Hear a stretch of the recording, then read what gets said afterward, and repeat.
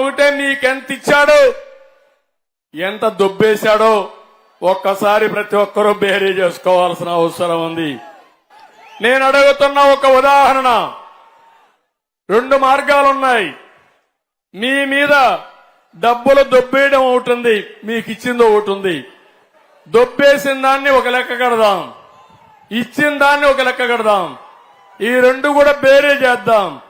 మీకు గాని ఇచ్చుంటే నేను ఒప్పుకుంటా, అతను దొబ్బేసుంటే అప్పుడు మీరందరూ అతనికి శిక్ష చేయాలి. సిద్ధంగా ఉన్నారా అని అడుగుతున్నా. దానికి ఎక్సర్సైజ్ ఏంటంటే, అతను దొబ్బేశాడంటే 1 లీటరు రక్తం, 1 లీటర్ రక్తం 1 లక్ష రూపాయలు. అంటే 1 లీటర్ రక్తం ఈక్వల్ టు 1 లక్ష రూపాయలు. మీకు ఇచ్చిన డబ్బులుంటే ఒక పువ్వు అంటే 1 లక్ష రూపాయలు. ఈ 2 లెక్కేయండి.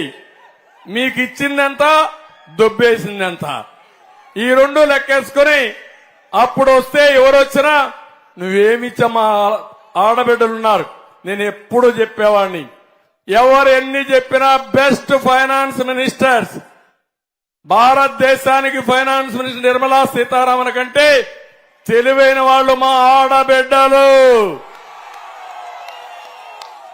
మగవాళ్ళు డబ్బులు ఇస్తే, మీరు సంపాదించే డబ్బులు చూస్తే ఎంత పిల్లల చదువుకు పెట్టాలి, నిత్యావసర వస్తువులు ఎంత పెట్టాలి, కరెంటు ఛార్జీలు ఎంత కట్టాలి, బడ్జెట్ తయారు చేసి అవసరమైతే మిగలబెడతామా లేకపోతే అప్పు చేస్తామా, మొత్తం వడ్డీ కరెక్ట్ గా లెక్కేసేది మా ఆడబిడ్డలు. అవునా కాదా తల్లి?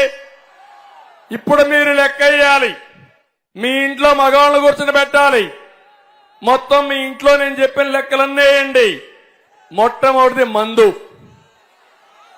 ఏం తమ్ముళ్ళు, మందు బాబులు ఉన్నారు ఇక్కడ? ఉన్నారా లేదా? ఏమమ్మా మీ ఇంట్లో ఉంటే తాగేవాళ్ళు ఉంటే లెక్కేయండి. ఇందులో నేనున్నప్పుడు 60 రూపాయలు క్వార్టర్ బాటిల్, ఇప్పుడు 200 రూపాయలు. అవునా కాదా తమ్ముళ్ళు అని అడుగుతున్నా. అది కూడా నాసి రకం. అది తాగితే అనారోగ్యం, మళ్ళా హాస్పిటల్ ఖర్చులు అవుతాయి. లెక్కేసి ఒక రోజుకు 140 రూపాయలు చొప్పున నెలకు సంవత్సరానికి ఎంత అవుతుందో మీరు లెక్కేయండి. 5 ఏళ్లలో మీకు ఎంత భారం పడింది లెక్కేయండి. 140 30 రోజులు 12 నెలలు 5 సంవత్సరాలు. నేను లెక్కేస్తే మీకు బొక్క ఇతను దొబ్బేసేది 2,50,000 రూపాయలు. అవసరమైతే మీరు కాగితం మీద పెట్టండి. కాగితం మీద పెట్టి 2,50,000 అంటే 2.5 లీటర్లు బ్లడ్ మీ దగ్గర నుంచి సాగేస్తున్నాడు జలగన్న. రెండోది, మీ ఇంటి కరెంటు బిల్లు. అప్పటికి ఇప్పటికి తేడా. నేనున్నప్పుడు కరెంటు బిల్లు ఎంత తమ్ముళ్ళు? 200 వస్తే ఇప్పుడెంత? 600, 700, 1000. ఆవరేజ్న 500 తీసుకోండి. 500 తీసుకుంటే 500 ఇంటూ 12 ఇంటూ 5 లెక్కేసుకుంటే ఇది వాడకం బట్టి 30,000 నుంచి ఇంకా పైకి వెళ్ళిపోతుంది. ఇది బాధుడే బాధుడు. 50,000 వేసుకుంటే 1/2 లీటర్ మీ రక్తం తాగేసాడు జలగా. జగనన్న అవునా కాదా అని అడుగుతున్నా మిమ్మల్ని. అది అయిన తర్వాత పెట్రోల్ డీజిల్ బాధుడే బాధుడు. ఏమ్మా, మోటార్ బైక్ ఉంటే ఒక విధానం, లేకపోతే ఆటో ఉంటే ఇంకోటి, కారు ఉంటే ఇంకోటి. దీన్ని బట్టి చూస్తే 70 రూపాయలు పెట్రోల్ ఒకప్పుడు. ఇప్పుడెంత? 110. దుబ్బేసేదంత 40. 40 ఇంటూ 30 ఇంటూ 12 ఇంటూ 5 లెక్కేసారా తమ్ముళ్ళు? ఇంట్లో కూర్చొని కాగితం మీద పెట్టండి. 330,000 అయితే 0.3 లీటర్స్ మీ యొక్క రక్తాన్ని జలగన్న తాగేశాడు. ఇంకో పక్క మీరు ఒక పక్క చూస్తే అదనంగా పప్పు మీద, నూనె మీద, బియ్యం మీద ఇంటి ఖర్చులు ఎంత అవుతుందో లెక్కేయండి.